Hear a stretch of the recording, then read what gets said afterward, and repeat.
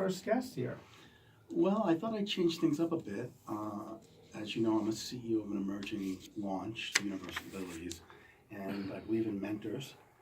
And I have several mentors. Dr. Germano is one of them, Joseph M. Delgado is another, but a mentor of note is Russ Von Frank II. And Russ Von Frank is a CEO coach by trade. And Russ, I'd like you to introduce yourself and tell us just what is a CEO coach? Well, thanks, Rich. I appreciate your having me on the show.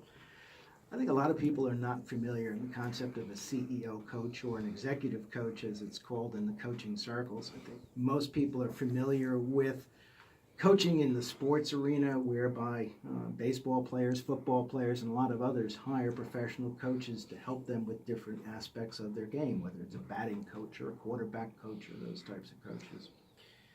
An executive coach or CEO coach is someone that's a little bit different. We work specifically with the owners of companies, whether they're a president or a CEO, and we help work on the challenges that they face on an everyday basis in order to accomplish the goals that they want. A little bit different than a business coach, if you will, where a business coach is going to work on mechanics, communications, HR, finances, those types of things that are required in order to run a business. Executive coach, we really work on the person, work on their mindset, leadership skills, etc. Now, Russ, I'd like you to expand upon something that you taught me. One of the things that I had to learn, I think most beginning CEOs, when they're first starting off an organization, they get so excited and passionate about what they form that they can even get in the way of their own founding vision. How do we guard against that as CEOs? Great question. When you're first starting off a business, CEO usually, or the person running the business, wears all the hats. They're doing all the different tasks of a business. They're running around from pillar to post trying to get everything accomplished that they want to accomplish.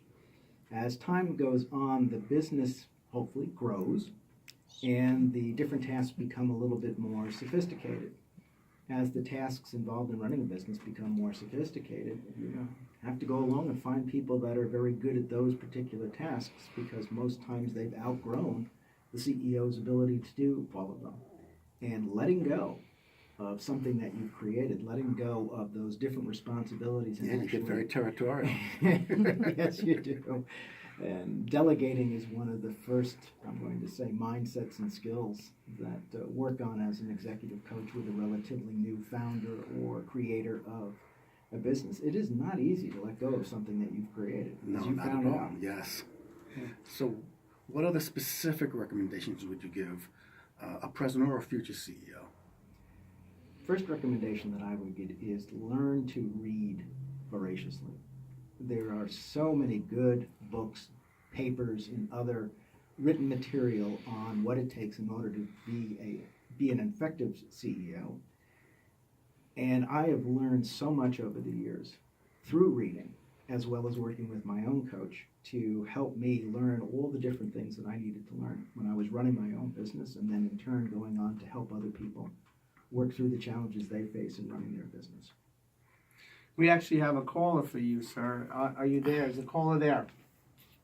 Yes, I'm here. Hello, good evening. Good evening. Welcome to Chapters Wrap, and we have Russell Von Frank here in studio. Do you have a question? Yes, how you doing, Russell? How are you today? My name is Joseph Mercado. I'm very fine, thank you, Joseph, for calling. Pleasure. Yeah, the question that I had is, I want to know about how do you feel about online education in today's digital society and the direction that it's going, and for any recommended courses or classes that you think that would be ideal for those youthful individuals that have the ability to transform their lives into the entrepreneurial lifestyle it is. If you're talking about higher education, are you talking about college degrees or master's degrees, other types of degrees online, Joseph? I'm talking about online education, those that want to become entrepreneurs outside of the degree realm. Well, outside of the degree realm, there are a lot of great programs out there. Some are being run by colleges or other institutions. Some are being run by individuals. My suggestion is do your due diligence first. Check out the source, check out the material, make sure that they are capable of doing what they say they're doing. But I'm all for any type of online or digital education. It really helps drop the barriers we used to face when we had to travel in order to get to a classroom or a professor or a mentor or other educator. And by being able to do it online creates a whole nother aspect of learning. I do a lot of my sessions, if you will, or my one-to-one coaching via Zoom or other online medium through the computer. Otherwise, I wouldn't be able to see as many people. Too much driving time. Well, Joseph, thank you so, Can thank you you. find like any three major benefits to that as opposed to traditional education? At this particular point, I don't know if there's any real different benefit. The one thing I do know that is a little bit challenging is the fact that when you're doing online education, you are separated from peers in a classroom environment. And there's an awful lot of socialization and understanding that goes on in that type of close environment, the same way as working digitally in an office versus working in an office. That's great questions, Joseph. Thank you so very much for joining us here on the Chapters Wrap. You have a great night. Thank you so much. I appreciate your time. Thank you. Thank you. And I think we have another caller on the line. You're a popular guy here. Are you there, sir or ma'am? Yes, Hi, you're on the Chapters Wrap. You have a question for our guest? yes, I do. Go right ahead. Okay. I am John D. Wayne Farmer, and I am the founder of a startup venture. It's called Addiction and Treatment, Living Independently Free Essentials. And I attended University of Ability School. I'm a student there. So I was wondering how an executive coach would help me in my venture.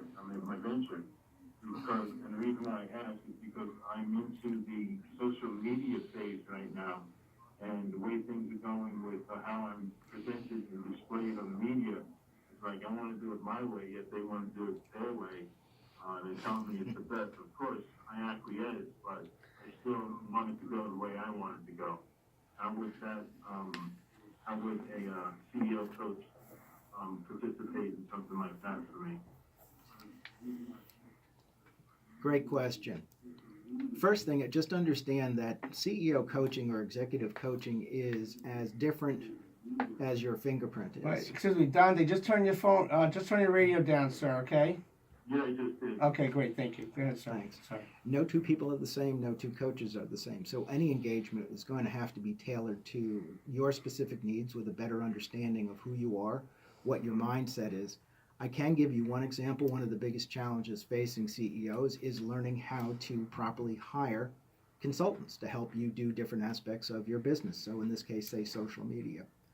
One of the things I would do as an executive coach would be to sit down and talk with you and then challenge the assumptions that you've made as to what's best, why, where did those ideas develop, and through that interaction help you better understand where you may be at odds with, shall we say, a quote, expert in the field, and where you may be in alignment without even realizing it.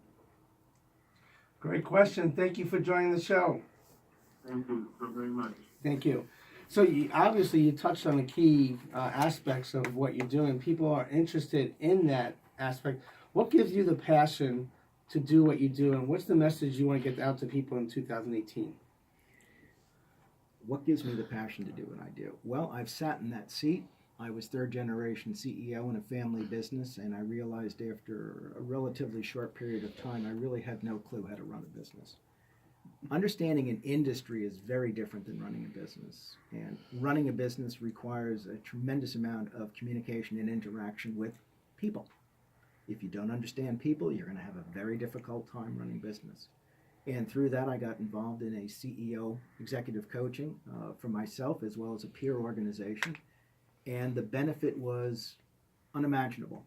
I just felt such a huge weight lifted off my shoulders when I got involved with the group and a coach. And through that, I decided to get involved. That was about 18 years ago. I went through training, became certified, and now work with an executive coaching group called Compel CEOs.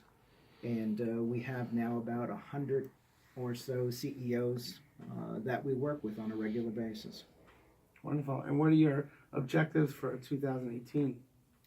One of the most important things to me is helping people find the right type of coach for them and just spread the word, be an apostle, if you will, for executive coaching. I think everyone can benefit from it, whether it's in a group setting or whether it's on a one-to-one individual basis. Okay. This shows all about community. What kind of community work that you do, and are you connected with any aspects of different community agencies? I do a lot of different community work.